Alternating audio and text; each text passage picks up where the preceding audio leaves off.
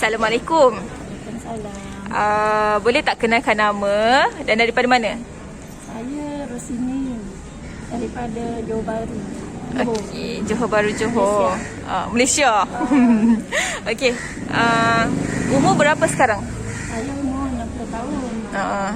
Okey, dengarnya amalkan produk Forever.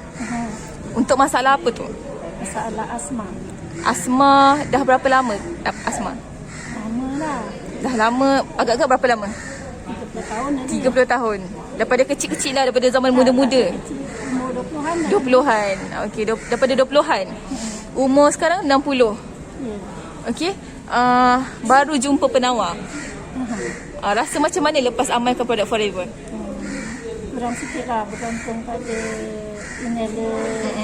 Sebab selalu gunakan inhaler kan. Kalau asma biasa sampai masuk hospital tak? Tak lah, tapi Selalu gunakan inhaler. masuk inhaler je lah. Kerap lah penggunaan inhaler tu. Kalau sehari berapa kali agak-agak? Setiap hari kena pakai. Setiap hari. Sentiasa lah kena ada dalam poket. Dalam kat tangan ni memang kena pegang lah. Masukkan handbag. Takut rasa macam sesak je boleh sedut-sedut. Sekarang ni lepas amalkan produk Forever, berapa kerap pakai inhaler? Kalau kurang sikit lah dengan untuk sementara sebab saya pun baru. Baru sebulan ni kan. Jadi kurang sikit lah pakai. Kadang-kadang 3 hari baru pakai. 3 hari baru pakai inhaler. Push. Besar tu perbezaan dia. Besar impact dia Okey, so rasanya Pakai madu dia lagi kan. Madu maksudnya apa produk yang sekarang Mak Ros amalkan? Madu Forever, propolis, aloe vera gel, Artixi. So ada dalam 3 ke 4 macam tu lah. Okey, so baru je amalkan dalam 2 bulan macam tu. Dah dapat banyak kesan baik dekat badan Okey, so ramai orang semput sekarang ni.